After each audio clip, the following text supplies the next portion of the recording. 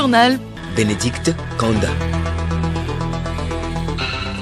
Madame, Monsieur, bonjour. Ravi de vous retrouver pour le journal de la mi-journée sur Radio Lomé.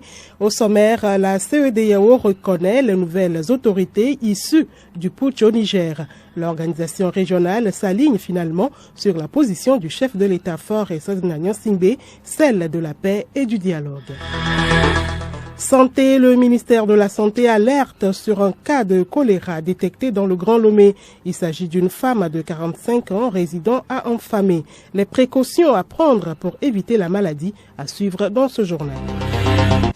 Hommage à la diva de la musique Bella Bello pour les 50 ans de sa disparition. Plusieurs activités sont prévues ce week-end.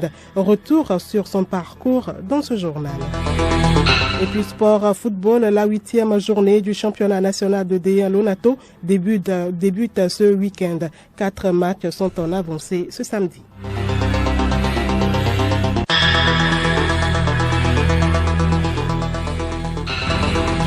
Radiolomé.tg.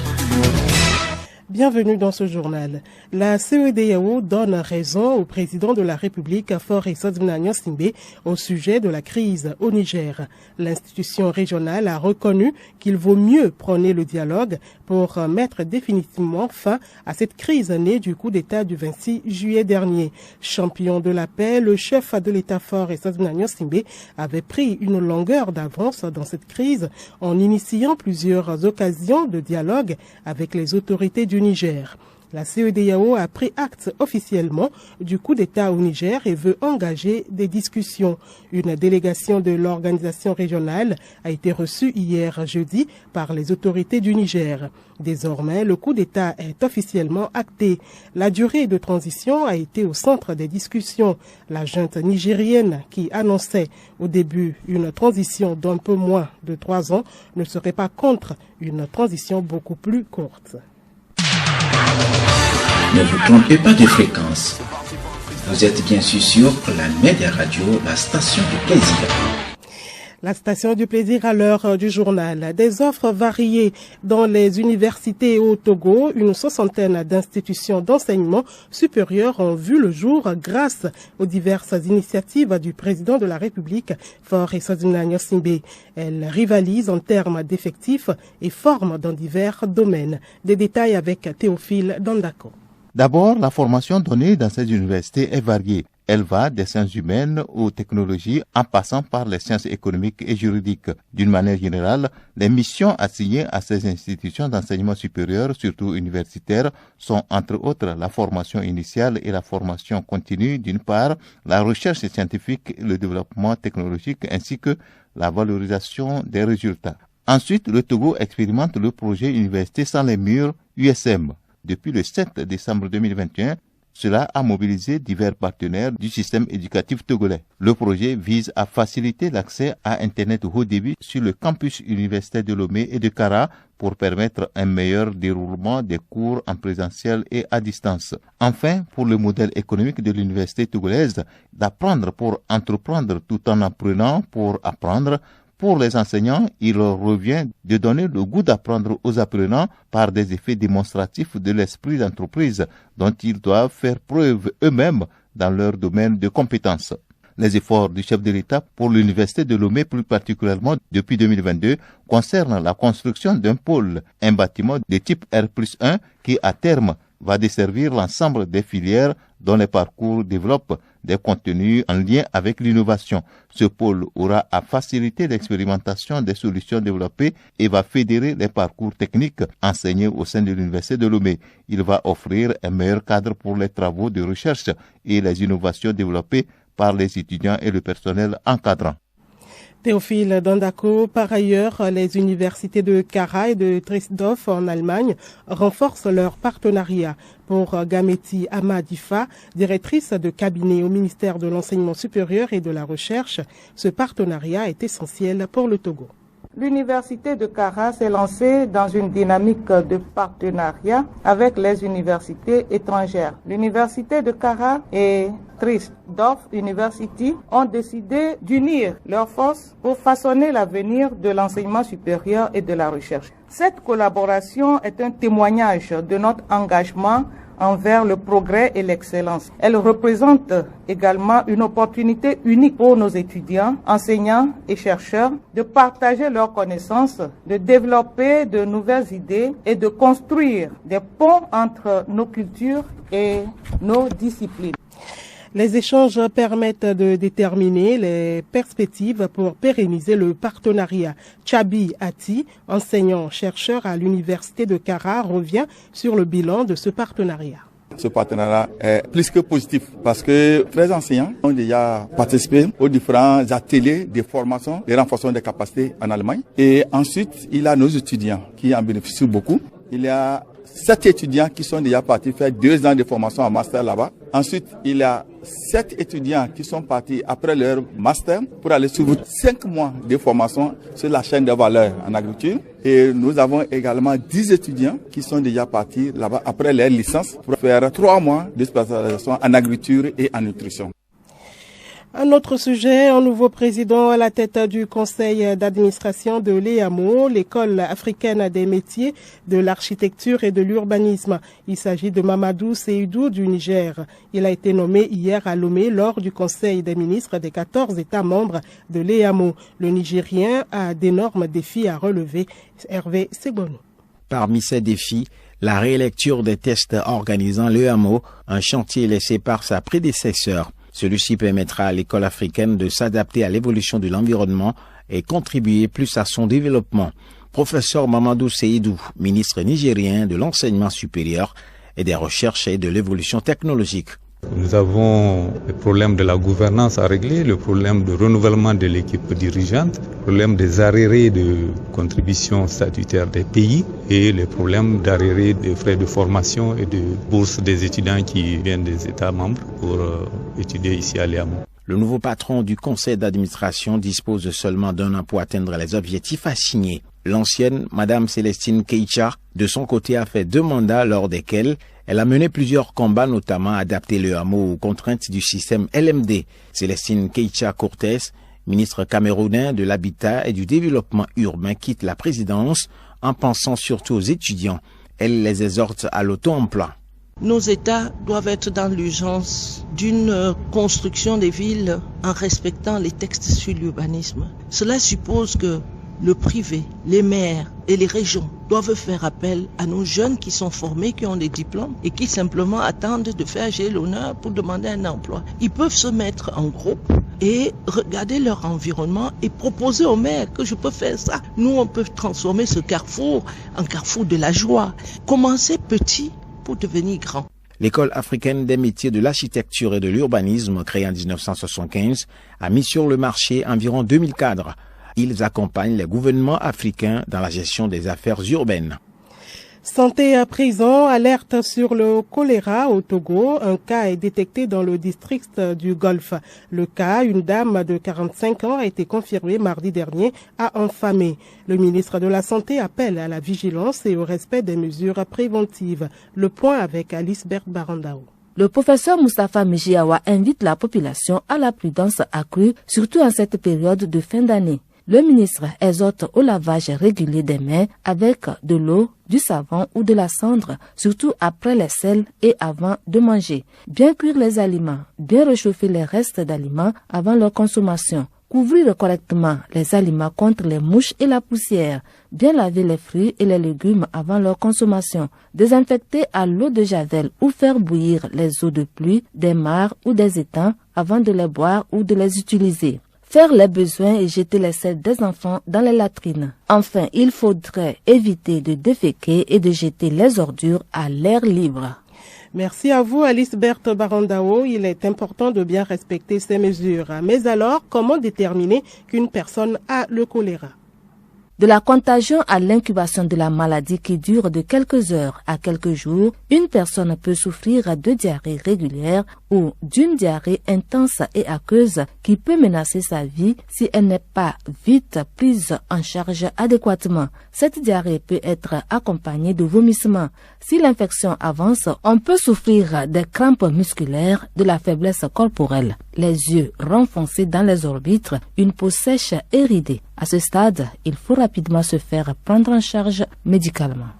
Et puis conduisez immédiatement au centre de santé le plus proche toute personne souffrant d'une diarrhée associée ou non de vomissement. La prise en charge est gratuite et augmente les chances de guérison lorsqu'elle est précoce. Culture à présent, le Togo rend hommage à sa diva. 10 décembre 1973, 10 décembre 2023, il y a 50 ans, disparaissait Bella Bello dans un accident de route. L'auteur de Dénigment, chanson phare, a laissé ses fans, parents, amis, bref les Togolais, dans un vide qui n'est pas encore comblé. Redécouvrons l'artiste à travers ce dossier réalisé par Geneviève Pognon.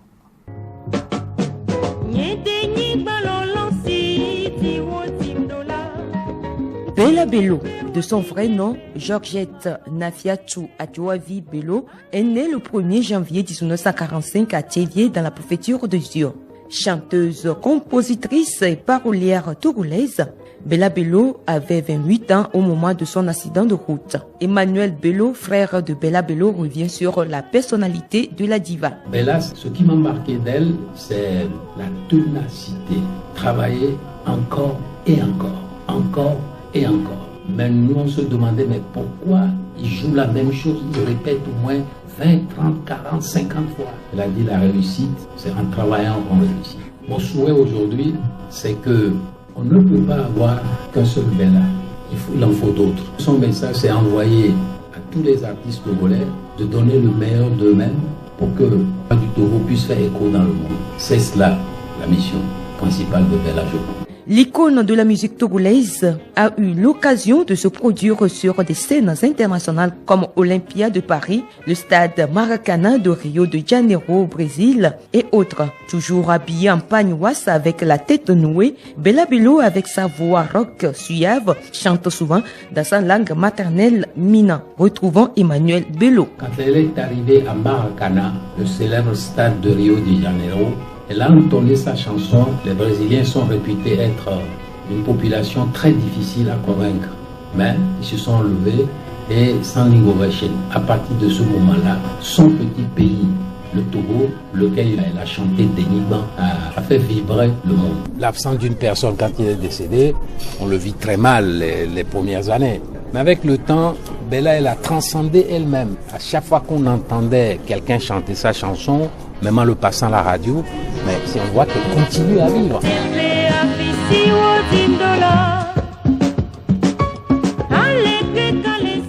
Jeune chanteuse, Bella Bello a su garnir sa discographie. En 1968, elle sort son premier album, Rokia. Parmi ses titres, on peut citer Zélié, Bléou, Nyedi, Oseigné, Bouyélé, Dénigment, la mère patrie.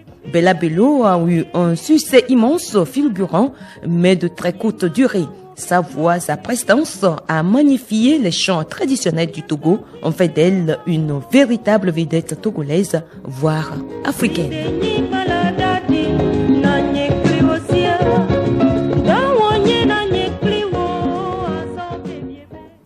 Merci Geneviève Pognon pour ce dossier. Vous êtes avec nous en studio pour le rendez-vous culture comme tous les vendredis. Geneviève, bonjour. Bonjour Bénédicte. On vient de suivre le dossier sur Bella Bello dans le cadre de l'hommage pour les 50 ans de sa disparition. Et il est prévu d'autres activités? Oui, bien sûr, vous l'avez bien deviné. Les activités concernant les 50 ans de la disparition de Bella Bello se déroulent du 8 décembre au 26 janvier prochain. Entre autres, des messes commémoratives, des actions caritatives par sa fondation, des concerts géants et des dîners de gala. On annonce du côté de l'Institut français du Togo un événement de promotion et de valorisation de la création artistique. L'événement dénommé Instant Togo a démarré depuis le 1er décembre et va prendre fin ce samedi. Cet événement permet aux acteurs culturels de toute discipline de présenter au public leurs œuvres. Et puis Geneviève, les jeunes et adolescents sont invités à venir décorer la médiathèque jeunesse de l'Institut. Oui, vient décorer la médiathèque jeunesse, c'est le nom donné plutôt à l'événement. Il concerne les enfants à partir de 6 ans. Ils vont décorer sapins, guirlandes, étoiles de Noël et des messages de vœux et qui seront délivrés. Alors, l'espace jeunesse n'attend que vos enfants pour briller de 1000 feux. C'est ce samedi 16 décembre à partir de 15h30. L'entrée est libre et gratuite. Merci à vous, Geneviève Pognon, d'être passée en direct dans ce journal. Merci, Bénédicte. La suite de cette édition passe à l'actualité internationale. La situation des journalistes dans le monde, selon le bilan annuel établi par Reporters sans frontières, 45 journalistes ont été tués dans l'exercice de leurs fonctions à la date du 1er décembre. C'est le chiffre le plus bas depuis 2002, malgré la situation au Proche-Orient. À Gaza, depuis le début de la guerre entre Israël et le Hamas, 13 journalistes au moins ont été tués dans le cadre professionnel et 56 au total si l'on inclut les journalistes tués sans lien évident avec leur métier. L'actualité sportive pour poursuivre 4 rencontres en avancée ce samedi pour l'ouverture de la 8e journée de la D1 Lonato. On joue à Lomé, Sokodé et Kara. Et c'est en football. Solim Lemon. Toutes les rencontres démarrent à 15h. Doumbé Football Club de Mango, avant-dernier au classement, reçoit Gbikinti Football de Bassar, premier non relégable à Kara. À Sokodé, Unisport de Kouloundé, 7e au classement, reçoit AS Boule Soudaného, 5e. Au terrain de la JCA, AS OTR 4e sera face à AS Bina, 14e et relégable. Puis au terrain de Bossimé, la lanterne rouge d'Ito de Lomé reçoit Espoir FC de Zio, 8e au classement. Dimanche, toujours à 15h, ASK 11e au classement reçoit Tambo Football Club de Dacha, 9e au classement. Le leader Gomido de Palimé reçoit à domicile Kakadl de Niamtougou, 10e au classement. AC Barracuda de Lomé, dauphin au classement, reçoit Asco de Kara, 3e au classement. Puis Entente 2 de Lomé, 6e au classement, reçoit Semassi de Sokodé, 13e au classement. À l'international, le club turc de Beşiktaş a annoncé la mise à l'écart de 4 joueurs africains du groupe professionnel. Après cette mise à l'écart, quelques-uns se sont exprimés. À la suite de l'Algérien Rachid Ghezal, le Camerounais Vincent Aboubakar a déclaré « Je n'ai subi ni de greffe de cheveux, ni fait quoi que ce soit d'arbitraire. Je suis tombé gravement malade à cause du virus et je n'ai pas pu jouer 3 matchs. J'ai marqué beaucoup de buts la saison dernière. Les buts que j'ai marqués lors des matchs de la Ligue Europa Conférence au début de la saison sont évidents. » De son côté, le défenseur ivoirien Eric Bailly fustige la décision du club qui est incompréhensible selon lui. « Je ne comprends pas, j'étais très contrarié d'être exclu du groupe à cause de mes performances », fait-il remarquer. Pour le moment, les joueurs sont sous contrat avec le club turc de Beşiktaş jusqu'en 2025. Et l'information insolite du journal pour terminer. Vous le savez bien, prendre le volant après avoir consommé de l'alcool ou de la drogue peut avoir des conséquences désastreuses. Contrairement à ce que l'on pourrait penser, travailler dans le paramédical n'empêche pas certains comportements irresponsables. Preuve en est avec un duo d'ambulanciers en France. Lors d'un banal contrôle routier des gendarmes vendredi dernier, le conducteur est testé positif au cannabis. En toute logique, il aurait dû laisser sa collègue prendre le volant. Mais par acquis de conscience, les gendarmes vont la soumettre elle aussi à un dépistage. Cette fois, le test a viré positif à la cocaïne. Le duo en route pour une intervention a dû laisser la place à une autre ambulance. Le conducteur s'est vu suspendre son permis de conduire sur le champ.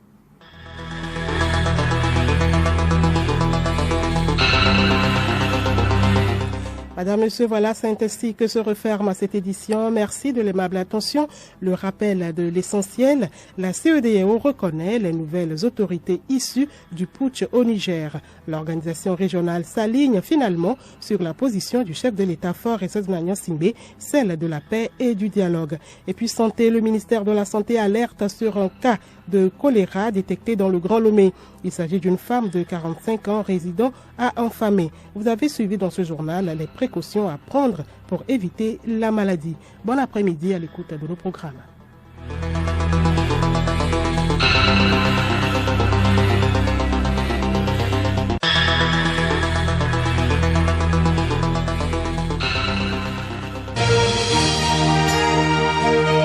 Radio Lomé, boîte postale 434, email radiolomé@radiolomé.tg. radiolomé.tg